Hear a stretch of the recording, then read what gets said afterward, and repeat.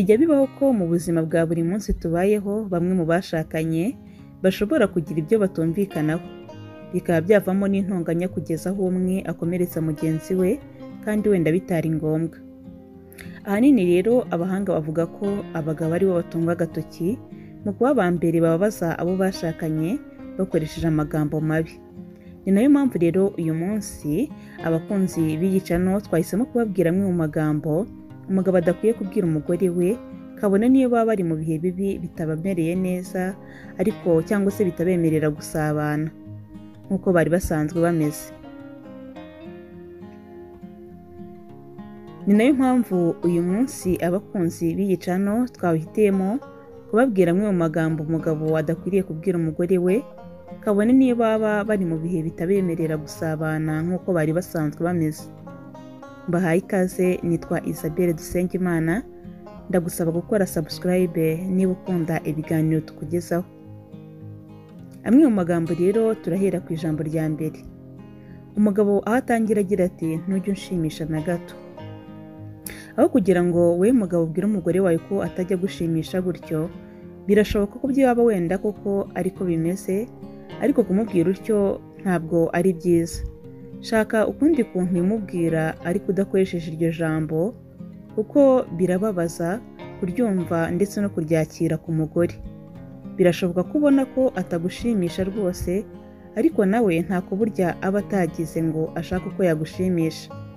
Bityo rero si byiza guhita ubivuga gutyo, ahubwo shaka ukundi kuntu wabiguraguza ubimubwire bitamukomerekeje, cyangwa se uburyo wifuza ko yagushimishamo ubimugaragarize wibusobanurira mwicaye muganira. Ijambo rya kabiri ni nk'uko wabwira umugore wawe ati sinjya nemera ko nashakanye nawe. Ni ijambo ribi cyane umugabo kuba yaribwira umugore. Uba uri kwisenyera, uba uri kwangiza umubano, uba uri kwangiza urukundo rwawe n'uwo mwashakanye.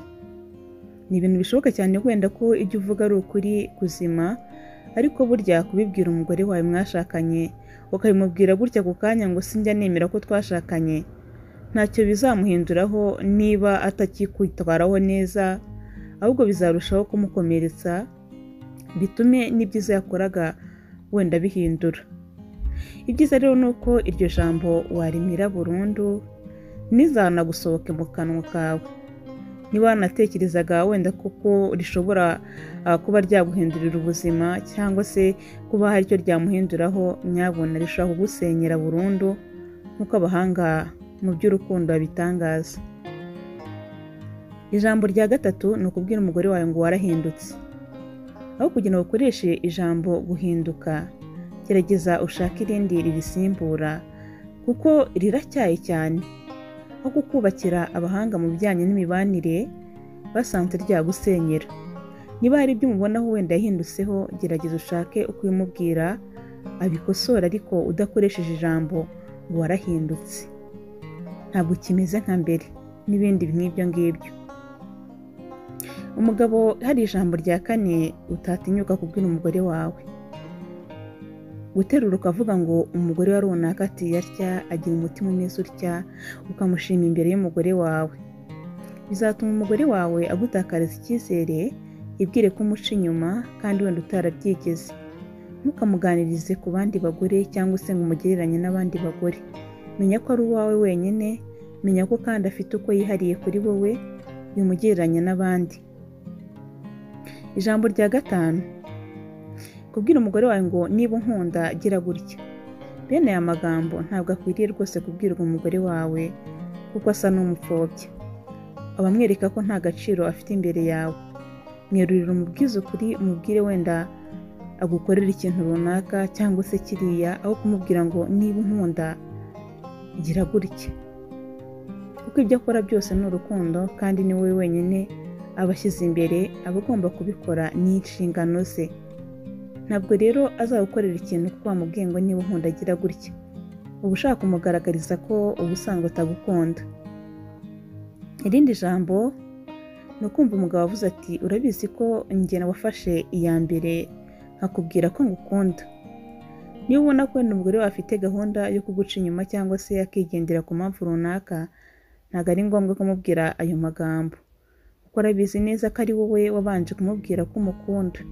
Ntabwo ari ngombwa ko umwibutsa ngo njye wafashe iya mbere nkubwira ko ngukunda. Irindi jambo ni oya, ntabwo njyana nawe. Iri jambo rirababaza kuribwira uwo mwashakanye, kuribwira umugore wawe ku buryo utabasha kumva. Niba koko utifuza ko mujyana, hari andi magambo meza wakoresha utamuteye ubwoba cyangwa se ngo umubabaze bingana gutyo, umwereke ko ntacyo avuze kuba yagendana nawe. Kuko ibyo bimwereka ko utanezezwa no kujyana nawe, utanezezwa no kuba uri kumwe nawe, cyangwa se ko ntacyo avuze imbere yawe. Ntukamubwira amagambo ahakana gusa, ahubwo ujye unamwemerera mu gihe ubona ko ari ngombwa, umubwire mujyane. Cyose niba hari impamvu itemera ko mujyana, ushobora kumubwira mu yandi magambo. Wamubwira uti ejo tuzajyana ariko uyu munsi nijyane, ku buryo bitaza kumubabaza. Irindi jambo, sinkwishimira nk'uko nishimira abana banjye. Nyabona mugabo, iri ni ijambo ribabaza umugore ku buryo bukomeye, rikamukomeretsa umutima ku buryo bukomeye, kumubwira ko unezezwa n'abana kurusha nyina kandi baramukomotseho ni ukumukomeretsa. Irindi jambo ni nkubone hanze. Ni ijambo riteye isoni kuribwira umugore wawe mumaranye imyaka runaka, mubanye neza, mwarashakanye mukundanye, akubaha ndetse yita no ku rugo no ku bana bawe.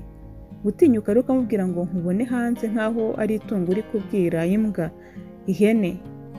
Fata umwanya ubanza utekereze ku magambo ugiye kumubwira, hato utazisenyera bitari ngombwa. Nkubone hanze ntabwo ari ijambo wakwiriye kubwira umugore wawe. Irindi jambo bagabo mugomba kwirinda kubwira abagore banyu ni mbona abantu bo mu muryango wawe ari abasazi bose.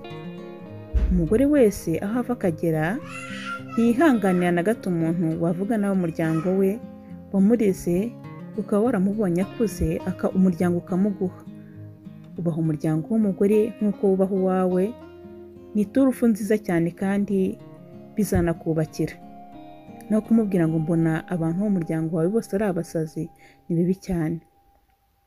Irindi jambo, ndabizi ko ntari intungane. Ntuzakine ubwira umugore wawe ijambo rigupfobya wowe gutyo, kuko n'ubundi birazwi neza ko nta ntungane ibaho, ariko buri wese akora uko ashoboye kugira ngo agaragare neza imbere ya mugenzi we, kandi wibuke ko uri umutware w'urugo. Aho kumubwira ko utari intungane, shaka icyo wakora kimwereka ko nubwo utariyo ariko ugerageza guhinduka. Irindi jambo, umeze nka runaka. Mugabo ntuzigere na rimwe ugereranya umugore wawe n'undi muntu uwo ari we wese, cyane cyane umubwira ko ari mubi, kuko byamubabaza kurusha uko wamubwira amakosa wenda umubonaho, aho kumugereranya n'undi muntu uwo ari we wese. Reka tugere ku rindi jambo, oya, ntabwo bikomeye rwose, ntacyo bitwaye.